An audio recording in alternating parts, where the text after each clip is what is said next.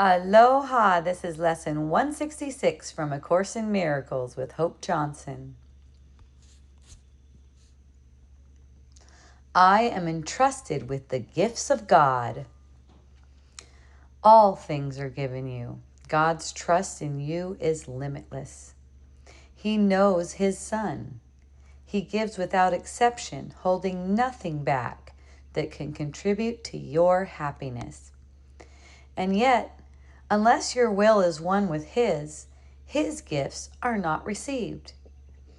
But what would make you think there is another will than His? Here is the paradox that underlies the making of the world. This world is not the will of God, and so it is not real. Yet those who think it real must still believe there is another will, and one that leads to opposite effects from those He wills. That's capital H, He. Impossible indeed, but every mind that looks upon the world and judges it as certain, solid, trustworthy, and true, believes in two creators, or in one, Himself alone, but never in one God. The gifts of God are not acceptable to anyone who holds such strange beliefs. He must believe that to accept God's gifts, however evident they may become, however urgently he may be called to claim them as his own, is to be pressed to treachery against himself. He must deny their presence, contradict the truth, and suffer to preserve the world he made. Here is the only home he thinks he knows. Here is the only safety he believes that he can find. Without the world he made is he an outcast, homeless and afraid.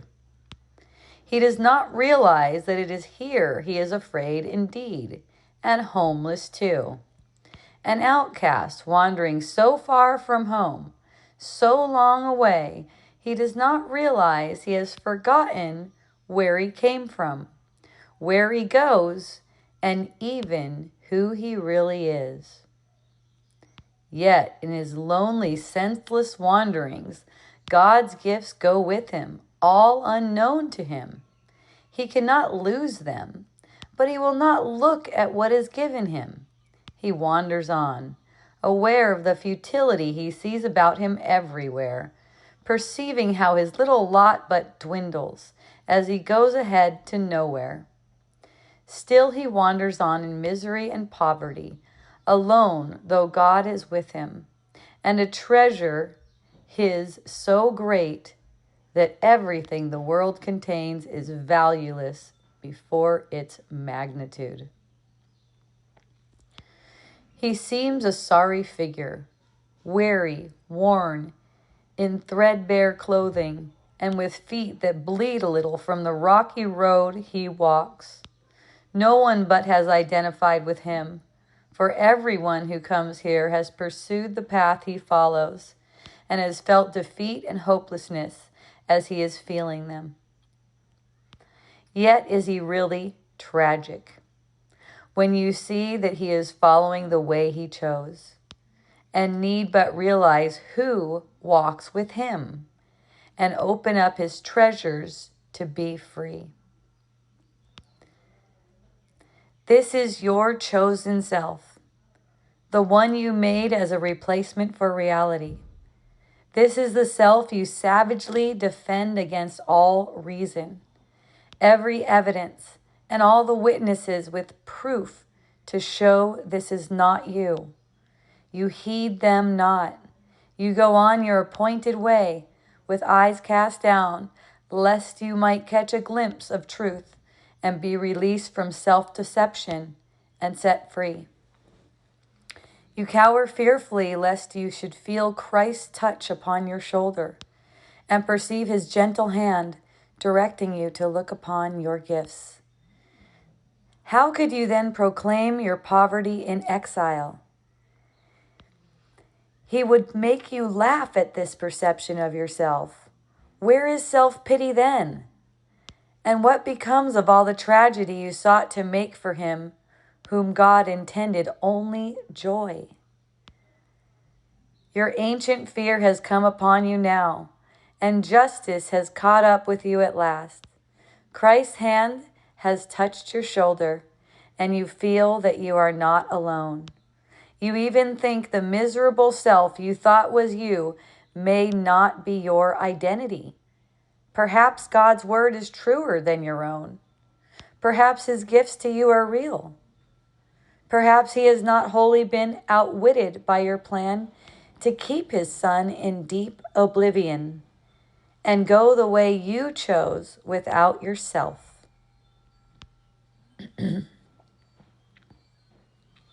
God's will does not oppose. It merely is.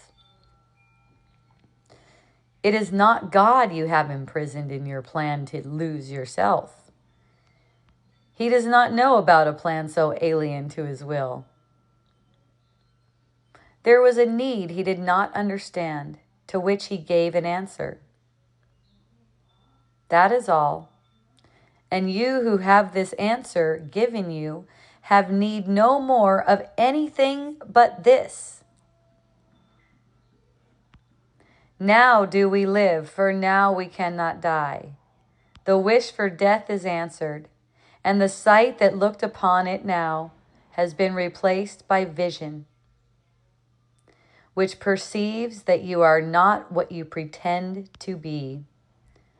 One walks with you who gently answers all your fears with this one merciful reply, quote, "It is not so," end quote. He points to all the gifts you have each time the thought of poverty oppresses you, and speaks of his companionship when you perceive yourself as lonely and afraid. Yet he reminds you still of one thing more you had forgotten, for his touch on you has made you like himself. The gifts you have are not for you alone. What he has come to offer you, you now must learn to give. This is the lesson that his giving holds, for he has saved you from the solitude you sought to make in which to hide from God. He has reminded you of all the gifts that God has given you. He speaks as well of what becomes your will when you accept these gifts and recognize they are your own. The gifts are yours, entrusted to your care, to give to all who choose the lonely road you have escaped. They do not understand, they but pursue their wishes. It is you who teach them now, for you have learned of Christ there is another way for them to walk. Teach them by showing them the happiness that comes to those who feel the touch of Christ and recognize God's gifts. Let sorrow not tempt you to be unfaithful to your trust. Your sighs will now betray the hopes of those who look to you for their release. Your tears are theirs. If you are sick, you but withhold their healing. What you fear but teaches them their fears are justified. Your hand becomes the giver of Christ's touch. Your change of mind becomes the proof that who accepts God's gifts can never suffer anything. You are entrusted with the world's release from pain. Betray it not. Become the living proof of what Christ's touch can offer everyone. God has entrusted all his gifts to you. Be witness in your happiness to how transformed the mind becomes, which chooses to accept his gifts and feel the touch of Christ. Such is your mission now, for God entrusts the giving of his gifts to all who have received them. He has shared his joy with you, and now you go to share it with the world. Ah. Wow. I am entrusted with the gifts of God. So, at this point, you know. If you've been doing A Course in Miracles up to this point, you know you have these gifts. This is the truth to everyone who still believes that this world is real. They're wanting to choose to make the world real. You don't have to teach them by trying to fix their perception in any way. You just walk the path. You accept all the gifts of God for yourself and be relieved of all sadness, suffering, misery, hurt yourself. And then you end up being a example of what it is like to be in God, which is really where we never left. It's just, people are driving themselves insane. People of the world are driving themselves insane by thinking that the ego's thoughts are true and the world is real. So, you're given the gifts of God, not just to help you could say your individual self. There really isn't an individual self, but it seems to help an individual self because the first one to be relieved is you. You get some relief and then you share it. Any little bit of relief you get, you extend that, and then that leads to more and more relief. And you're entrusted with the gifts of God because it's your function to bring salvation to the world. Your salvation comes from you, and that extends to the world. It comes from you accepting what's true. See, all this is self-doubt that prevents you from just accepting that you are the Son of God. You can't be crucified. You can't be victimized. No one can bring any kind of doom on you, including yourself. You can't do anything to harm yourself. Death is not a reality. Sickness defends against the truth. Just noticing that you're taking some kind of position in your mind whenever you hear anything, like someone's talking to you, they're telling you their story. If you're getting resistant, you're getting defensive. I've heard the story, you're too whatever for me. You're too reactive. You're too this. You're too that. It's like you feel like that. You feel like someone's too reactive, someone's too anything, only because you're not in touch with how you feel. You're not noticing what's going on within you that's trying to resist the means God gave you, right? I don't really get people saying that to me, but, I've heard stories of people, saying, people are too reactive for me, or on the other side, oh yeah, they tell me I'm too reactive, I can't be around them. And it's like, if you looked at everyone like a comical kind of character, you wouldn't mind either if you were being resisted because you were being too reactive, apparently. You would not mind that. If you just look at people like they're really cute and adorable, it's just that when people seem threatening, with people's opinions of you, or this attachment to your self-image, anything like that seems threatening to you, then they don't become cute anymore. You think you want something from them that they're not giving. You think you don't want something from them, they're giving it too much. You don't see them as cute anymore, as playful and coming from your own mind. It makes you resistant to them. It makes you angry, all that kind of stuff. So it's not to say that any of that stuff is bad or wrong. Just notice, because as you go through the cycles, there's loops that roll around and bring these feelings back and these perceptions back around. As you go through the loops and the cycles, look for the patterns. Look for what's recurring over and over again. It'll reveal to you what's going on underneath the surface of things. And when you see what this is, oh, it's just a game that's spinning. And in believing in the things that you're projecting. So that's the only thing that's bringing up any kind of upset feeling. It's always arising with a thought right now. So he's always going to remind you, it is not so. Whatever you think it is not so.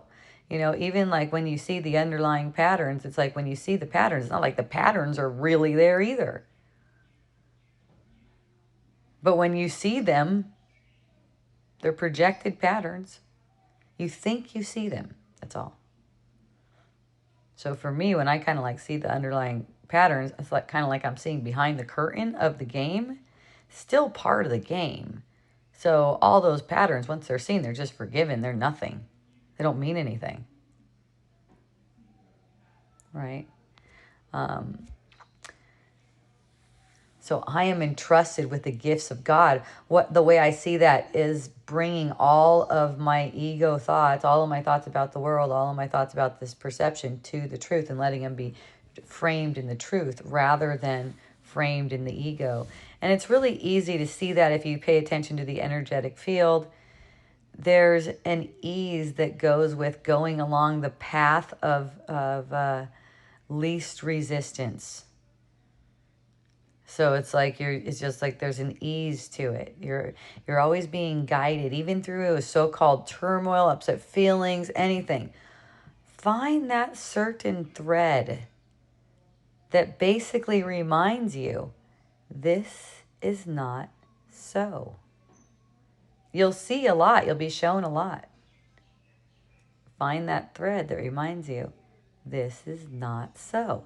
And then nothing will be heavy. The way you'll see yourself is similar to, or maybe, you know, you like my vision. The way I see myself is on a river, like a slow flowing river or stream. I don't know what the right word is for it, but just it's the right temperature.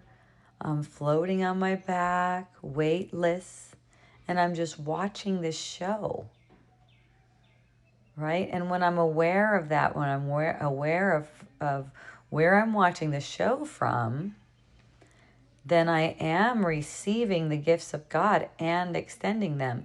Even if there seems to be an upset feeling, you hear what I'm saying? Even if there seems to be an upset feeling present, that's not a bad thing. I notice there's some kind of, you know, this idea that it's a bad thing to have an upset feeling. Oh no, I don't want another one of those, or I don't want it to be that upset, or I don't want to be upset about that thing.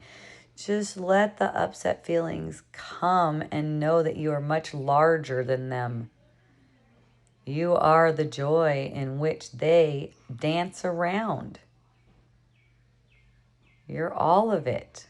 It's like there's this little thing that you're focused on, and it's not even a real thing. It's just like a little thing that's passing in a dream. This whole life, this body's everything. So, you know, here's where I started thinking about my brothers too, because I'm entrusted with the gifts of God. It's like, oh my goodness, if I'm upset, that's what it's teaching. Even if I'm not in front of anyone, I don't have to be in anyone's presence. You know, that's why a large part of my practice is to check if I'm smiling. I just like smiling. I like apparently what it does in the dream is tricking the brain to think you're happy. The brain and body are a thing. They talk to each other in a dream. Dream images. You can't understand the brain or the body, but they understand each other. And somehow when the brain sees knows of a smile, gets the impulse that there's a smile happening, it thinks it's happy. So you don't know anything about that happiness, that kind of happiness. It actually doesn't mean anything to you. But it's nice. Makes it a pleasant experience. Why not? See? Plus it just focuses the mind to pay attention to something other than the wild thoughts. Just pay attention to what manifestation is occurring here. How's the body being held out in the perception? To be aware of that is awesome because it's a direct reflection of your state of mind. It's really a gift to see what this body is for. It becomes so appreciated, so loved and so appreciated, no longer judged for being old or fat or ugly or anything. It just doesn't make any sense because it's such a valuable instrument for perceiving your own patterns, for noticing when you're in the zone of gratitude and higher than that state of consciousness. It's all the same. I say higher, but once you're on that side, that's it. You're good.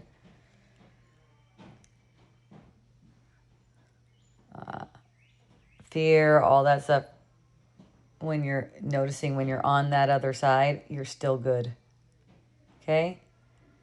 It's in the noticing that's everything.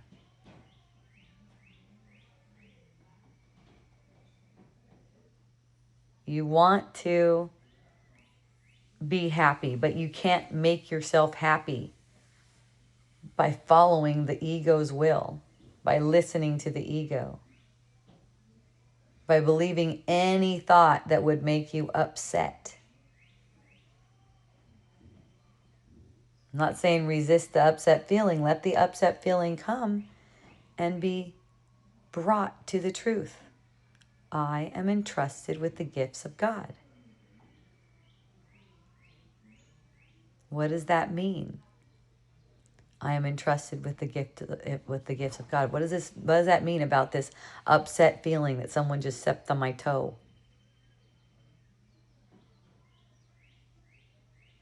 It means I would use my mind for healing and not to blame or attack the person who seems to have stepped on my toe. I am entrusted with the gifts of God. Every interaction that I perceive is to bring the gifts of God to my brothers. That's what it's for. So use this lovely thought today. Have a AM and PM meditation with it, 5 minutes to as long as you want. And also use it whenever anything comes up that makes it seem like someone doesn't deserve the gift of God. You or anyone else. I am entrusted with the gifts of God. Yay. Have a beautiful practice. A hooey ho.